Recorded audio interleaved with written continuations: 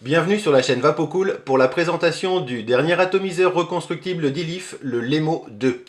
Le Lemo version 1 était un excellent atomiseur, il a eu un succès largement mérité. Il avait toutefois deux inconvénients. Le premier, l'arrivée d'air qui était compliqué à régler. Et le second inconvénient était le remplissage qui était lui carrément pénible. Le Lemo 2 corrige ces deux points pour en faire les principaux atouts maintenant de cet atomiseur. À l'intérieur de la boîte, bien entendu, la bête. Et on va commencer par faire le tour du propriétaire avec les accessoires fournis dans la boîte. Pour commencer, un mode d'emploi qui est exclusivement en anglais. C'est pas bien grave, les prochains résultats du loto ne sont pas dedans. Et une notice qui vous explique comment remplir l'atomiseur, on verra ça tout à l'heure. Un pad de coton japonais, de bonne qualité apparemment. Une bonne bobine de Cantal, c'est du Cantal en 0,50, ce qui est cohérent avec la plupart des montages que l'on fera sur cet atomiseur, qui reste prévu pour faire pas mal de fumée.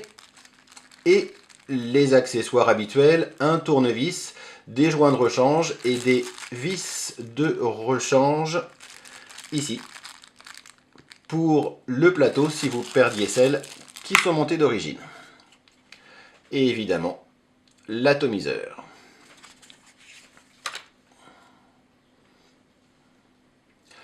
Le Lemo 2 est réalisé en inox, la finition est brossée, ce qui évite les traces de doigts en particulier. Bonne finition, pas d'égratignure, pas de scratch sur le métal. Ilif incrusté en haut, Lemo 2 en bas. C'est un atomiseur au diamètre standard de 22 mm, ce qui veut dire qu'il se montera aisément sur les modes mécaniques ou les Vamo par exemple. Ça s'ajuste très bien et le résultat est agréable. Même chose donc sur un Vamo ou les modes de forme tubulaire. Il se monte également très bien sur une box. Voilà, ça tombe impeccable. Ici, c'est la Mini Bomber 30 watts. C'est une très bonne box. On va en faire une revue très bientôt. Elle est simple, efficace et l'ergonomie est très bien pensée avec les deux boutons sur le côté et le bouton de déclenchement au-dessus. Ça permet une très très bonne manipulation. Une revue de cette box très bientôt sur Vapocool. On revient au Lemo 2. 22 mm de diamètre donc pour une longueur totale de 76 mm. Si on enlève le drip tip, on a une longueur de 69 mm. Et si on ne tient pas compte du plot 510 qu'on ne voit pas, une longueur de 55 mm. C'est donc un atomiseur de taille raisonnable, pas trop grand. Pour vous donner un ordre d'idée en le comparant à un Subtank Mini, c'est à peu près la même chose, au moins pour le corps de l'atomiseur. Une taille raisonnable donc et une capacité de 3,8 ml de liquide. C'est une bonne capacité, elle est en fait suffisante, juste suffisante sur le Lemo 2 tout simplement parce que c'est un atomiseur qui consomme pas mal de liquide, il fait beaucoup de fumée donc il consomme beaucoup de liquide, c'est normal. On va voir en détail les deux nouveautés en fait de cet atomiseur, à savoir l'arrivée d'air et le mode de remplissage. L'arrivée d'air sur le Lemo 1 était super compliquée et super casse-pied. Elle a été corrigée sur le Lemo 2.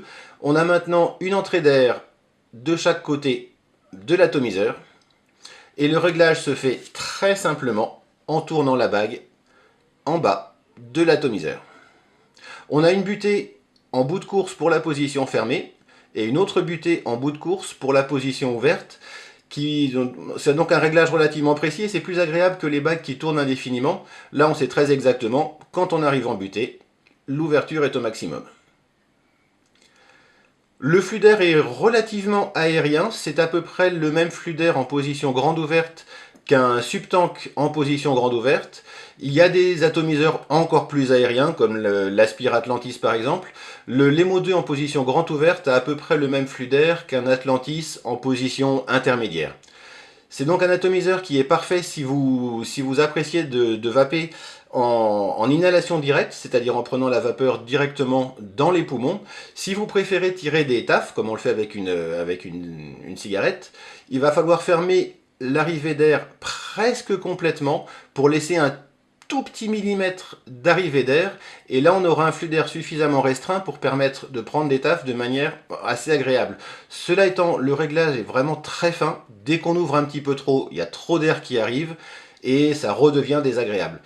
Concrètement, si vous avez l'habitude de vaper en inhalation directe, en prenant la vapeur directement dans les poumons, cet atomiseur est parfait pour vous.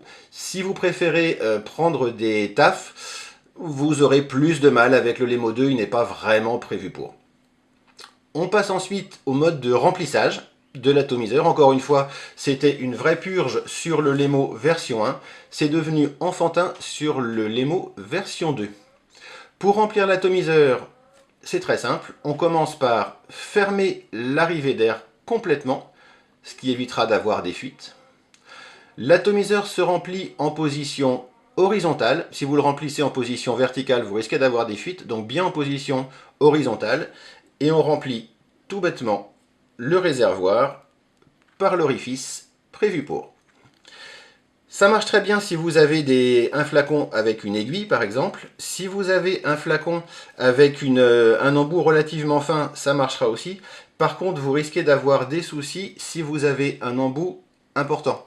Quand vous allez vouloir remplir, ça va baver sur le côté. Alors ça se fait, ça se remplit, mais il va falloir essuyer après.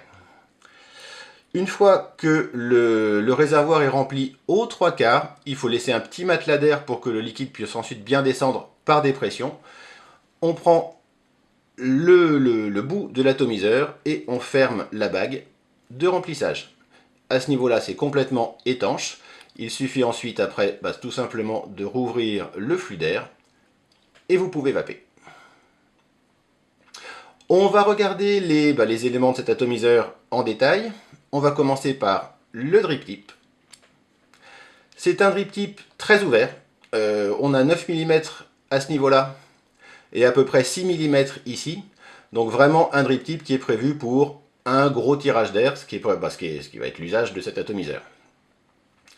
On passe ensuite, c'est un drip tip 510, j'ai failli oublier de vous le dire, donc on peut le remplacer par n'importe quel modèle de drip tip, ça s'adaptera très bien. On dévisse l'atomiseur, on va avoir le top cap, on voit à l'intérieur le mécanisme de remplissage avec l'ouverture ici de l'autre côté. C'est scellé par un joint pour ne pas avoir de fuite et vous avez également un joint plat ici pour faire l'étanchéité avec le réservoir. Le réservoir justement en Pyrex, relativement épais, il n'a pas d'égratignure, très bonne finition, c'est du costaud. Petite remarque négative sur cet atomiseur, il n'est pas livré avec un tank de rechange, donc si vous cassez le tank, il va falloir en acheter un autre. Il se trouve en pièces détachées, cela dit, c'est pas bon. Normalement on le casse pas, voilà, mais ça arrive. Le corps de l'atomiseur lui-même. La cheminée qui se dévisse, les filetages sont très propres, ça ne couine pas, ça se monte bien. Une cheminée avec un diamètre de 7 mm. Diamètre très important, donc encore une fois cohérent avec le reste de l'atomiseur. Et on arrive à la chambre.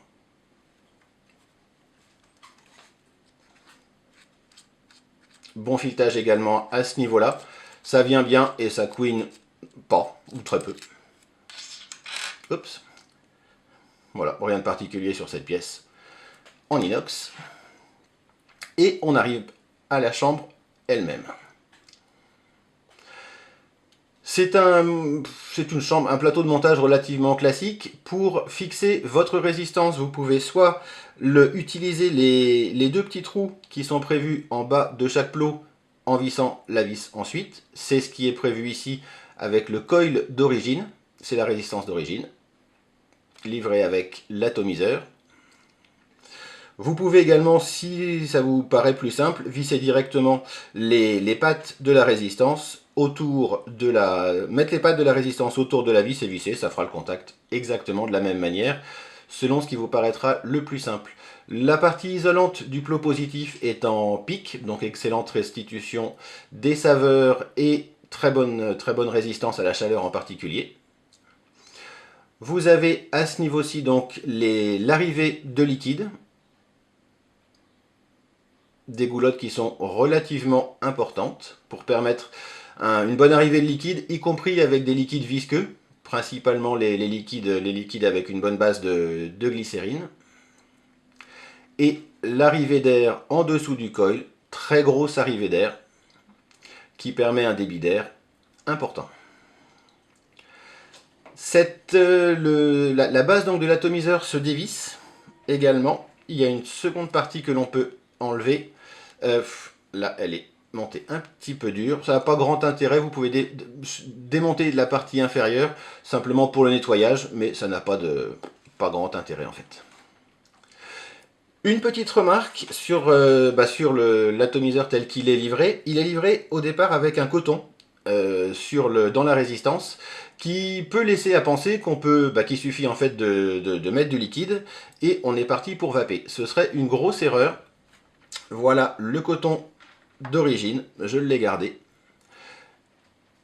On voit au milieu du coton une trace jaune qui était donc là où était le coil, trace jaune qui doit probablement être de l'huile d'usinage.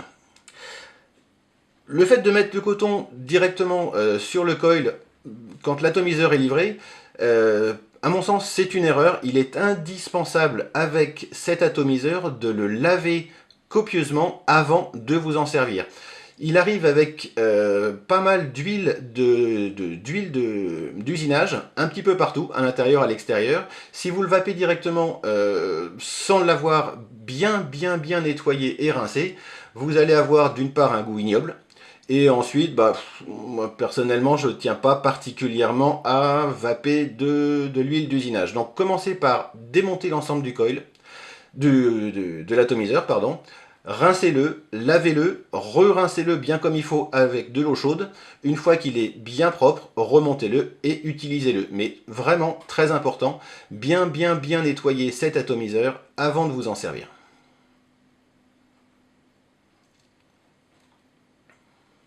Voilà, on va remonter l'atomiseur et commencer par remettre du coton dessus. Très simple, pour ce faire, on va commencer par prendre le coton. Ici, c'est de la Fiber Fricks. L'atomiseur fonctionnera très bien avec du coton ou n'importe quel matériau que vous avez l'habitude de prendre. On va essayer de faire ça correctement dans le champ de la caméra. Voilà, très simple. Vous coupez après avoir remis le bas de la cheminée en position. On revisse. Encore une fois, les filetages sont très bons. Vous voyez, ça se monte tout seul, ça couine pas. Vraiment très propre. On voit le coil à l'intérieur. Au niveau de la quantité de coton à mettre sur le montage, alors d'expérience, ça fait une petite semaine que je vape avec cet atomiseur, vous pouvez en mettre pas mal. Si vous mettez pas assez de coton, ou de Fiber Fricks en l'occurrence, c'est pareil, vous risquez d'avoir des dry hits, donc c'est-à-dire de brûler le coton. Si vous en mettez trop et que le coton est trop tassé, le liquide aura du mal à arriver. Sur de la Fiber Fricks, grosso modo, pour vous donner un ordre d'idée, il faut couper la mèche un petit peu au-dessus de la cheminée. Ensuite, très simple, vous remettez le coton à l'intérieur sans trop le tasser pour que le liquide puisse correctement remonter à l'intérieur. Alors personnellement, pour ne pas trop tasser le coton et pour être relativement précis dans le positionnement du coton, j'utilise un fil de Cantal. Plus précis qu'un tournevis et ça fait du travail très propre. On va ensuite pré-imbiber la mèche. Là, on va le remplir avec du réflexe. C'est un très bon liquide, très agréable, à base de café et de liqueur. On imbibe la mèche relativement copieusement. Faut pas trop hésiter. Voilà.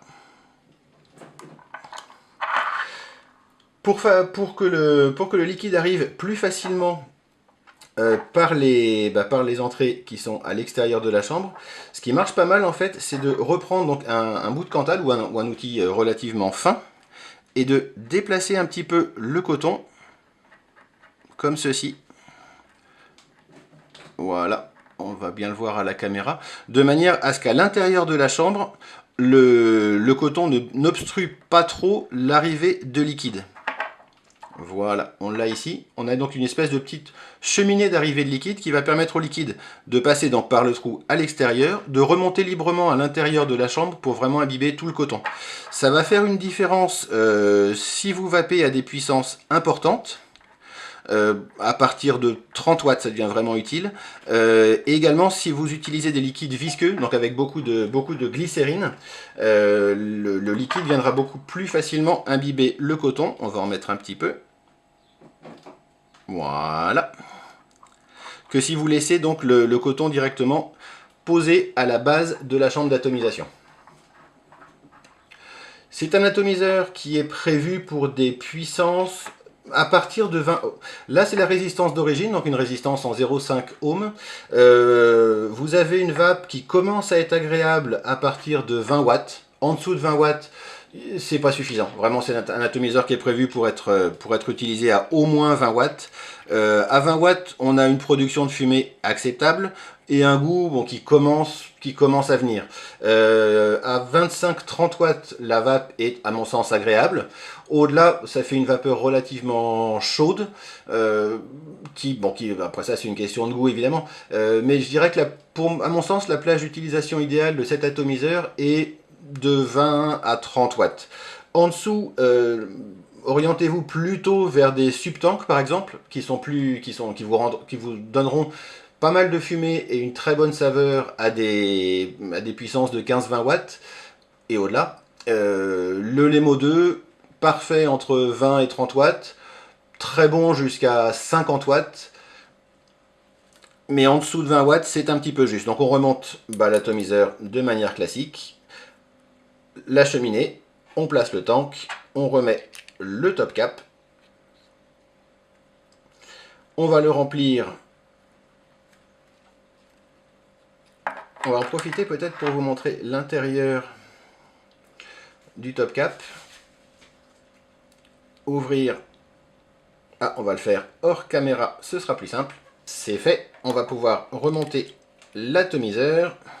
Un petit truc en fait, la bague de remplissage est super difficile je trouve à remplir quand on n'a pas le drip tip installé sur l'atomiseur, et ça devient beaucoup plus simple avec le drip tip. Pourtant le drip tip tourne tout seul, mais sans le drip tip c'est difficile d'ouvrir la bague. Avec le drip tip ça devient beaucoup plus facile.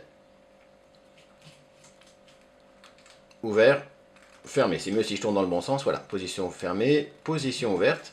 Donc n'hésitez pas à remettre le drip tip pour manipuler la bague de remplissage.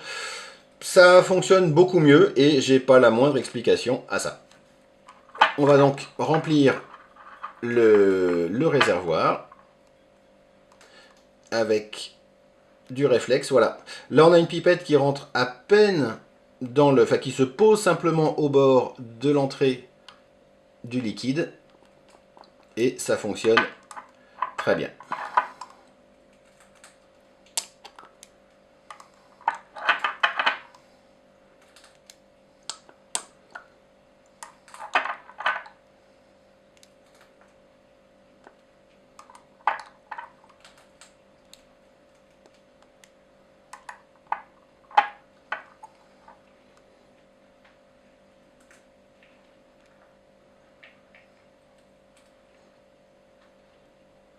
Voilà, comme je vous l'expliquais au début de cette vidéo, on va laisser un petit matelas d'air en haut du réservoir pour éviter les fuites. Et il suffit, pour terminer, de refermer l'arrivée de liquide. Ah, bah j'avais même, voilà, comme mauvais exemple, j'ai oublié de refermer l'arrivée d'air avant de remplir. Pour autant, pas de fuite. Voilà, on va pouvoir enlever l'atomiseur de son socle, le monter sur une box. On va l'allumer.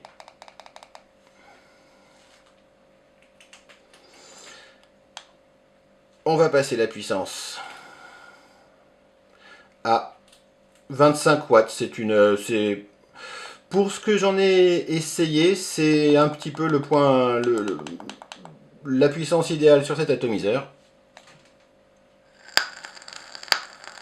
Que du bonheur. Au niveau de la vape, c'est un atomiseur qui va vous procurer beaucoup de fumée, moins que certains tanks Subhome qu'on voit qui sont sortis depuis, qui vont produire énormément de fumée. Le Lemo 2 en produit beaucoup. Par contre, un de ses gros avantages, c'est le rendu des saveurs. Les saveurs sont juste excellentes sur cet atomiseur. Et à mon sens, bien meilleures que sur beaucoup de tanks Subhome. Donc on perd un petit peu en production de fumée. Bon, si vraiment votre truc est de faire des nuages énormes, il y a mieux. Par contre, c'est un excellent compromis entre un flux d'air aérien, un rendu de saveur excellent. Encore une fois, des puissances entre 20 et 30 watts pour vraiment tirer pleinement profit de cet atomiseur. Voilà, le tour du Subtank Lemo, c'est un atomiseur qui est bien entendu disponible sur vapocool.fr, vous aurez le lien en bas de la description. On va mettre également le lien pour la box, si ça peut vous intéresser. La prochaine vidéo sera sur le Mini Bomber 30 watts, et on vous donne rendez-vous bientôt sur vapocool.fr. Merci.